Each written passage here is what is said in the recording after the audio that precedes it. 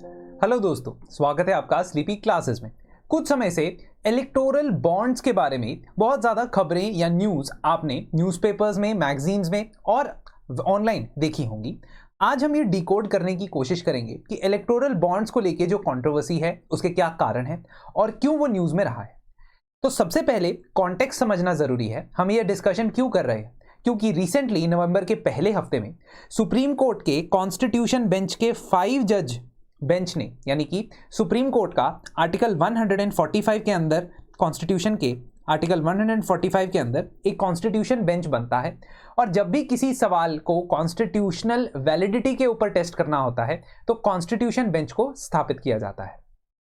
इस बेंच ने रिसेंटली यानी नवंबर के पहले हफ्ते में ये कहा कि हम इलेक्टोरल बॉन्ड्स पे अपनी जजमेंट रिजर्व करते हैं, तो कभी भी ये जजमेंट आ सकती है और इस जजमेंट से पहले थोड़ा हमें जानकारी होनी ज़रूरी है कि इलेक्टोरल बॉन्ड्स होते क्या हैं और इनके ऊपर कंट्रोवर्सी क्यों हुई है। सुप्रीम कोर्ट ने कुछ चीज़ें कहीं, पहले उन चीज़ों के बारे में ध्यान रखते हैं। सुप्रीम कोर्ट ने कहा कि वो अपनी वर्डिक्ट देगा कुछ समय में, so it reserved it's verdict. Reserved verdict मतलब अभी वो समय लगाएगा, जजमेंट लिखेगा और उसके बाद उसे पब्लिश करेगा। और उसने ये भी कहा कि इलेक्शन कमीशन ऑफ इंडिया हमें सारा का सारा डेटा प्रोवाइड करे related to political parties that have received the donations since the inception of this electoral bond up to September 2023। इसी के साथ साथ इलेक्टोरल बॉन्ड्स के बारे में कुछ ऑब्जर्वेशंस करते हुए सुप्रीम कोर्ट ने यह कहा कि सेलेक्टिव एनोनिमिटी यानी कि complete transparency in political funding ना होने की वजह से इलेक्टोरल पॉलिटिक्स या इलेक्टोरल फंडिंग अभी भी रिफॉर्म के लिए बाकी है। There are lot of reforms that can be done. और किसी भी कंपनी के फंडिंग जो इलेक्टोरल बॉन्ड्स के थ्रू होती है उसके बारे में जानकारी पब्लिकली अवेलेबल नहीं होती, लेकिन गवर्नमेंट के पास होने के चांसेस हैं। गवर्नमेंट कैन ओन, आगे हम देखेंगे कि कैसे गवर्नमेंट के पास या गवर्नमेंट एजेंसीज के पास ये जानकारी हो सकती है। इसके साथ साथ इलेक्टोरल बॉन्ड्स के बारे में यहाँ पे ये ऑब्जर्वेशन की गई कि एसबीआई जहाँ से इलेक्टोरल बॉन्ड्स इशू की जाते हैं और कुछ इन्वेस्टिगेटिव एजेंसीज ये जानकारी रखते हैं कि किस पर्टिकुलर इंडिविजुअल और किस पर्टिकुलर कॉर्पोरेट ने इलेक्शन के अंदर या पॉलिटिकल पार्टीज को फंडिंग प्रोवाइड की है। उसने ये भी ऑब्जर्व किया कि जो इलेक्टोरल बॉन्ड स्कीम है उसमें कुछ सीरियस डेफिशिएंसीज हैं, तो ये वैलिड है या नहीं, इसके ऊपर सवाल का जवाब अभी तक उन्होंने नहीं दिया है। इन्होंने ये भी कहा कि बॉन्ड्स, इलेक्टोरल बॉन्ड्स का जो सिस्टम है वो लेजिटिमाइजेशन ऑफ किकबैक्स की तरह काम ना करे। What does this mean? This means कि इलेक्टोरल बॉन्ड्स के through corporate houses political parties के साथ एक नेक्सस बना सकते हैं जिसके अंदर कॉर्पोरेट हाउसेस डिक्लेयर करेंगे पॉलिटिकल पार्टीज को कि हमने आपको इतनी फंडिंग दी है, इसके बदले में आप हमारी सहायता करें। फॉर एग्जांपल हमारे जो प्रोजेक्ट्स हैं उनके अप्रूवल को तेज करें, हमारे टेंडर्स को पास करें, वगैरह वगैरह, और पॉलिसी मेकिंग को हमारी कॉर्पोरेट की प्रॉफिट्स के लिए अलाइन करें। This is a allegation which has been there on electoral bonds. Also, उन्होंने ये भी कहा कि यूनियन गवर्नमेंट को एक नया सिस्टम बनाना चाहिए जिसके बेसिस पे एक ट्रांसपेरेंसी का एस्पेक्ट भी इलेक्टोरल फंडिंग के साथ आए। चीफ जस्टिस ऑफ इंडिया ने यह भी कहा कि इलेक्टोरल बॉन्ड्स की प्रॉब्लम यह है कि वो सेलेक्टिव एनोनिमिटी यूज करते हैं। सेलेक्टिव एनोनिमिटी मतलब कॉमन जनता को, आम आदमी को जानकारी नहीं है, जबकि सरकारी एजेंसियां और SBI, state bank of India के पास ये जानकारी होती है कि किस व्यक्ति ने, किस कॉर्पोरेट ने, किस पॉलिटिकल पार्टी को कितना पैसा दिया। सेंटर ने इसके रिस्पॉन्स में कहा कि हम कुछ चेंजेस लाने के बारे में सोच सकते हैं। वी कैन थिंक कि instead of SBI issuing these electoral bonds, हम आरबीआई यानी कि रिजर्व बैंक ऑफ इंडिया को यह जिम्मेदारी दे सकते हैं, जो एक गैर सरकारी संस्था है। It's an autonomous organization. और सेकेंडली उन्होंने ये कहा कि ब्रीच ऑफ कॉन्फिडेंशियलिटी के केसेस को हम क्रिमिनलाइज कर सकते हैं, यानी कि अगर पब्लिक डोमेन में कोई रिलीज कर देता है जानकारी about who has given how much money to which political party, तो उसको हम एक क्रिमिनल ऑफेंस बना सकते हैं। सेंटर की तरफ से अटॉर्नी जनरल ने यह भी कहा कि everything under the sun can not be transparent, मतलब पब्लिक का राइट टू इंफॉर्मेशन हर चीज के ऊपर एब्सोल्युटली अप्लाई नहीं होता। हालांकि वो एक फंडामेंटल राइट है, लेकिन हर फंडामेंटल राइट की तरह उसके ऊपर भी कुछ ना कुछ रिस्ट्रिक्शन है। अब हम देखते हैं कि इलेक्टोरल बॉन्ड्स होते क्या हैं। दोस्तों, इलेक्टोरल बॉन्ड्स एक फाइनेंशियल इंस्ट्रूमेंट है, एक फंडिंग इंस्ट्रूमेंट है जो प्रॉमिसरी नोट्स जैसा होता है, लेकिन उसमें प्रॉमिसरी नोट्स से एक फर्क होता है। प्रॉमिसरी नोट्स मीन्स कि I take a document, a piece of paper, and on that I say that this much amount of money, you have a claim of 1,000 rupees or 10,000 rupees or 20,000 rupees from me, ठीक है, और आप इसको encash करवा सकते हो bank के पास जाके। अब यहां क्या होता है, यहां पे जो लेंडर है या जो पैसा दे रहा है और जो पैसा ले रहा है, दोनों का नाम पता होता है, लिखा होता है और पब्लिक इंफॉर्मेशन में होता है। जबकि इलेक्टोरल बॉन्ड के केस में ऐसा नहीं होता है। इलेक्टोरल बॉन्ड के केस में आपके जो फाइनेंशियल इंस्ट्रूमेंट है जिसको इलेक्टोरल बॉन्ड कहते हैं, उसमें कंप्लीट एनोनिमिटी होती है। So you do not know who is giving how much money to which political party if you are not part of the if you are not party to this transaction, ठीक है। Now these bonds are similar to promissory notes, but यहां पे difference क्या है? Difference ये कि anonymity होती है। तो आप इस जानकारी कि किसने किसको कितने पैसे दिए, ये जानकारी सिर्फ उस इशुइंग अथॉरिटी के पास हो सकती है, जो इशुइंग अथॉरिटी है SBI। इलेक्टोरल बॉन्ड्स की जर्नी की शुरुआत कैसे हुई थी? 14 मई 2016 में सबसे पहले तो 2016 का फाइनेंस एक्ट आया था। ये भी है, मैं आपको बात याद दिला दूं कि जो फाइनेंस एक्ट होता है वो लोकसभा के थ्रू राज्यसभा के पास जाता है और राज्यसभा के पास ज़्यादा चांसेस नहीं होते उसमें अमेंडमेंट्स लाने के। इनफैक्ट वो सिर्फ रिकमेंडेशन दे सकता है। इसी वजह से बहुत सारे कॉन्ट्रोवर्शियल स्टेप्स जो लिए जाते हैं वो फाइनेंस एक्ट के थ्रू लिए जाते हैं ताकि राज्यसभा में उसको क्वेश्चन ना किया जाए।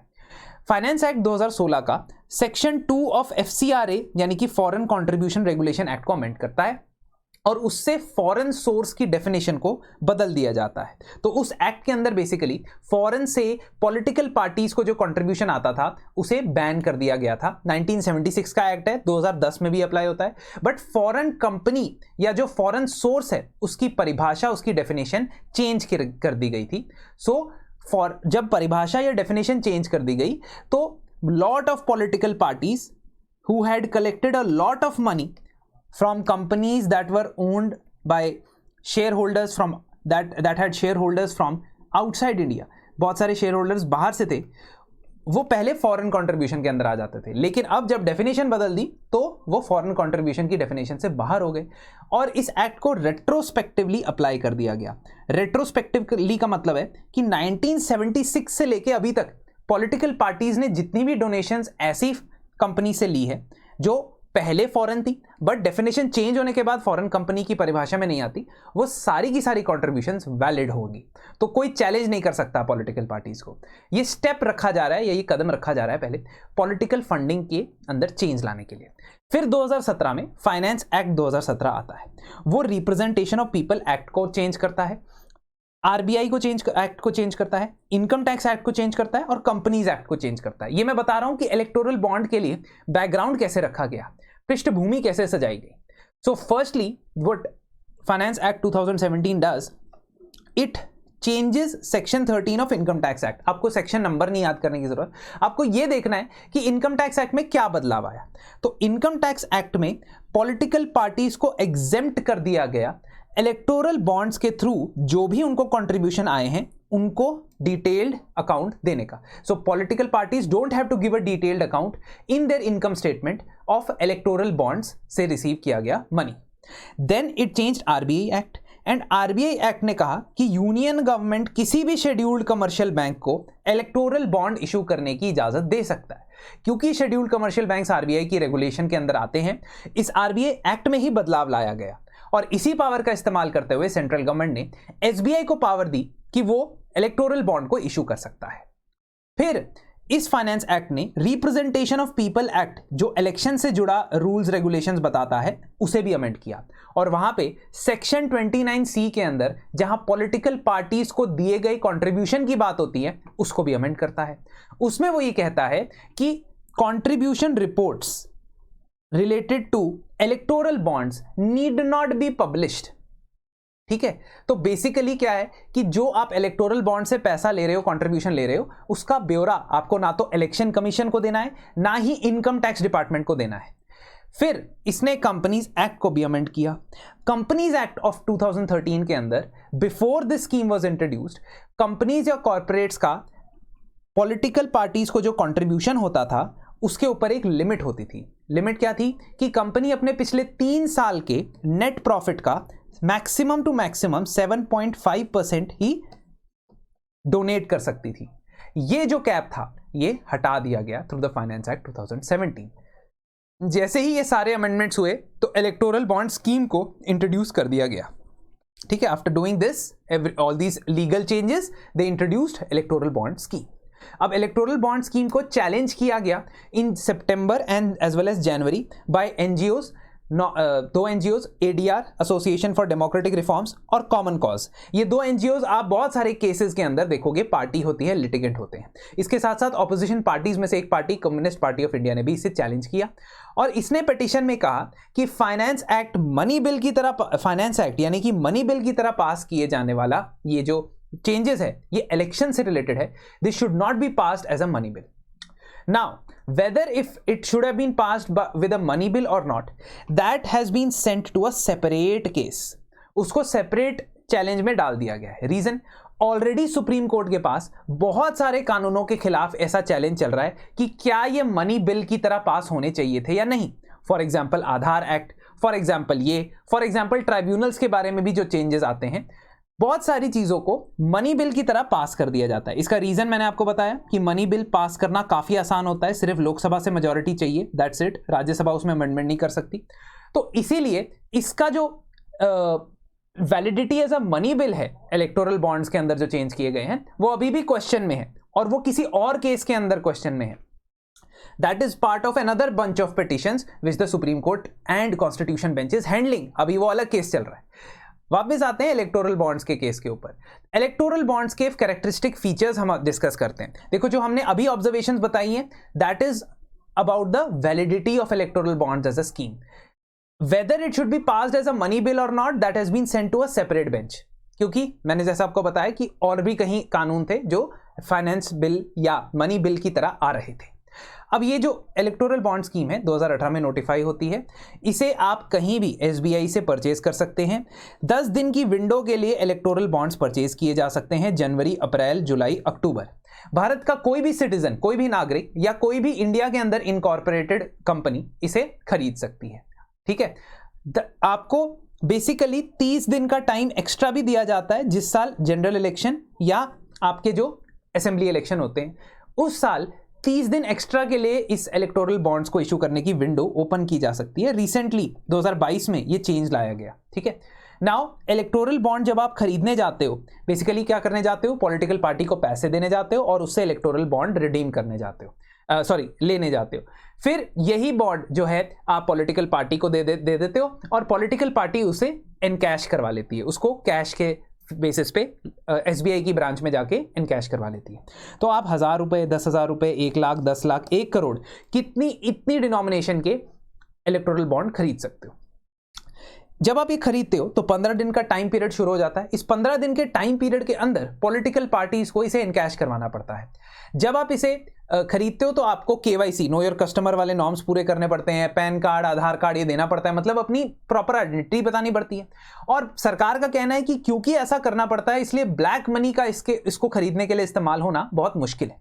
Earlier what used to happen, cash की फॉर्म में पॉलिटिकल पार्टीज को कंट्रीब्यूशन जाता था और रिप्रेजेंटेशन ऑफ पीपल एक्ट में यह लिखा गया था कि 2000 रुपए से ज्यादा जब कोई कैश अमाउंट देगा तब उसका आपको अकाउंट रखना है। अगर 2000 रुपए से कम अकाउंट देगा या एक कंट्रीब्यूशन 2000 रुपीज से कम होगा तो आपको उसको अकाउंट नहीं देना है। बाद में ये लिमिट 20,000 रुपए कर दी गई। सो 20,000 रुपीज से ज्यादा अगर आप कैश की फॉर्म में डोनेशन देते हो तो आपको उसका ब्यौरा देना पड़ेगा, 20,000 से कम में नहीं देना पड़ रहा है। ठीक है, but for electoral bond none of this is applicable. As I told you, article section 29C में लिखा गया है कि इलेक्टोरल बॉन्ड में कुछ भी एप्लीकेबल नहीं है। तो कोई भी जानकारी आपको ना तो इनकम टैक्स डिपार्टमेंट और ना ही इलेक्शन कमीशन को देने की जरूरत है। तो इलेक्टोरल बॉन्ड्स के बारे में बताया गया है कि ना तो उसमें पेई का नाम है, उसे कोई भी इंडियन सिटीजन या कोई भी एंटिटी भारत में एस्टैब्लिश्ड खरीद सकती है और उसे डिजिटली या चेक के थ्रू खरीदा जा सकता है। ठीक है, उन पॉलिटिकल पार्टीज को डोनेशन जा सकती है which are registered with the Election Commission of India. And second eligibility criteria is कि जिनके पिछले इलेक्शन में कम से कम 1% वोट आए होने चाहिए। 1% of the total valid votes in the previous election they should have had. ठीक है, अब पॉलिटिकल पार्टीज जाती हैं और ये इलेक्टोरल बॉन्ड डिपॉजिट करके इसको एनकैश करा लेती हैं। फायदे, जैसा मैंने आपको बताया था कि ये ज्यादा ट्रांसपेरेंट माने जाते हैं, ये एनोनिमिटी ऑफ डोनर्स को प्रोटेक्ट करते हैं और पॉलिटिकल पार्टीज को ईजी बना देते हैं फंड्स रेज करना, लेकिन इसके बहुत सारे डिसएडवांटेजेस पाए जाते हैं। जब ओरिजिनली सुप्रीम कोर्ट में ये केस गया था तो इलेक्शन कमीशन ने एक एफिडेविट फाइल किया था और उस एफिडेविट में उन्होंने कहा था कि हमें भी इलेक्टोरल बॉन्ड स्कीम इतनी पसंद नहीं है और हम भी चाहते हैं कि हमारे साथ जानकारी शेयर हो कि कौन सी पार्टी को कितने पैसे दे रहा है। Now they can electoral bonds make it harder for citizens to know who is trying to buy the influence of democracy, और this could be against Article 19 right to freedom of speech and expression, जिसके अंदर right to information आता है। तभी आपने देखा ना कि अटॉर्नी जनरल ने कहा कि everything under the sun is not under right to information. इसके अलावा इसका जो पैसा है वो शेल कॉर्पोरेशंस के थ्रू रूट किया जा सकता है, ऐसा अंदेशा जताया है इलेक्शन कमीशन ने भी और सुप्रीम कोर्ट ने भी। वेल्दी डोनर्स पॉलिटिकल पार्टीज को इन्फ्लुएंस करने के लिए इसका इस्तेमाल कर सकते हैं। उसकी बेस्ट एग्जांपल क्या है? उसकी बेस्ट एग्जांपल ये दी गई कोर्ट में कि 94% of the bonds that were purchased were in the denomination of 1 crore. Individual व्यक्ति जब बॉन्ड्स खरीदेगा तो 1 करोड़ के डिनोमिनेशन में नहीं खरीदेगा, कंपनीज खरीदेंगे, बड़े बड़े कॉर्पोरेशंस खरीदेंगे। और इससे ये शक होता है कि क्या बड़े बड़े कॉर्पोरेशन पॉलिसी को इन्फ्लुएंस करने के लिए आप इलेक्टोरल बॉन्ड्स खरीद रहे हो। दूसरा, ये जो आइडेंटिटी वाला है, क्योंकि SBI state bank of India government owned bank है और उनके पास डोनर्स की आइडेंटिटी है, तो क्या सरकार ऐसे डोनर्स की आइडेंटिटी को एक्सेस कर सकती है? और सेकेंडली, अगर किसी ने मेरे ऑपोजिशन पार्टी को, दूसरी पॉलिटिकल पार्टी को पैसा दिया है तो क्या मैं उस कंपनी को विक्टिमाइज कर सकता हूं, चैलेंज कर सकता हूं? ये थोड़े से केसेस जो है, इश्यूज जो हैं, इसके बारे में सवाल पूछे जा चुके हैं। तो सुप्रीम कोर्ट का जो केस है वो अभी चलता जाएगा। इसके अलावा इलेक्टोरल ट्रस्ट्स भी फॉर्म किए गए थे, दैट इज बिफोर, वो 2013 में बनाए गए थे, तो उसे सेक्शन 25 ऑफ कंपनीज एक्ट के अंदर बनाया जाता है। और इलेक्टोरल ट्रस्ट के अंदर बेसिकली डोनेशन दिया जाता है, कैश डोनेशन के थ्रू या चेक डोनेशन के थ्रू। और इलेक्टोरल ट्रस्ट के अंदर जो है पैसा अब कम होता जा रहा है, because maximum amount of money that is being given is in the form of electoral bonds. अगर आप एसोसिएशन फॉर डेमोक्रेटिक रिफॉर्म्स की रिपोर्ट, एडीआर की रिपोर्ट देखोगे तो उसमें आपको ये पता लगेगा कि maximum amount of donation is with the ruling party, number 1। Secondly, maximum amount of donation is through electoral bond instead of other sources. Thirdly, maximum amount of donation is through the 1 crore rupees denomination. ये 3 चीजें ये highlight करती हैं कि electoral bond के अंदर selective transparency के issues हैं, टारगेटिंग ऑफ ऑपोजिशन पार्टीज के इश्यूज हैं और इलेक्शन कमीशन के खुद के कंसर्न्स के हिसाब से इसमें मनी शेल कंपनीज के थ्रू पैसा डाला जा सकता है। So these are the concerns and देखते हैं सुप्रीम कोर्ट इसके बारे में क्या जजमेंट दे। तो दोस्तों, इसी तरीके से अगर आप टॉपिक्स को इन डेप्थ पढ़ना चाहते हैं और पर्टिकुलर टॉपिक्स के पीछे जुड़े जो स्मॉल इश्यूज या नुआंसेस हैं उसको अच्छे से समझना चाहते हैं कम समय में और प्रीलिम्स की तैयारी को पुरजोर बनाना चाहते हैं, तो आप संभव 2.0 हमारे प्रीलिम्स क्रैश कोर्स को ज्वाइन कर सकते हैं। यहाँ पे आपको डेली लाइव क्लासेस के थ्रू 2 से 3 घंटे के अंदर कॉम्प्रिहेंसिव सिलेबस कवरेज करवाया जाएगा, PYQs को डिस्कस किया जाएगा along with the sectional test and आपको एंड में फुल लेंथ प्रैक्टिस टेस्ट भी मिलेंगे। साथ ही साथ आपके पास 2 ऑप्शन है, आप CSAT या विदाउट CSAT वाले ऑप्शन के लिए जा सकते हैं। विद CSAT वाले ऑप्शन के लिए जाएंगे तो बेहतर माना जाएगा, क्योंकि CSAT is also very important और उसके लिए वन स्टॉप सोल्यूशन मिलना आज के टाइम पे थोड़ा सा मुश्किल है। तो अगर आप चाहते हैं कि आप इस कोर्स को अवेल करें तो कर सकते हैं। RAINA रैना कोड का इस्तेमाल करेंगे तो 10% आपको डिस्काउंट मिलेगा। और भी अगर इंपॉर्टेंट वीडियोस या टॉपिक्स के बारे में आप जानना चाहते हैं, आप कमेंट सेक्शन में बता सकते हैं और हम आपको एनलाइटन करने की कोशिश करते रहेंगे। जुड़े रहिए स्लीपी क्लासेस के साथ।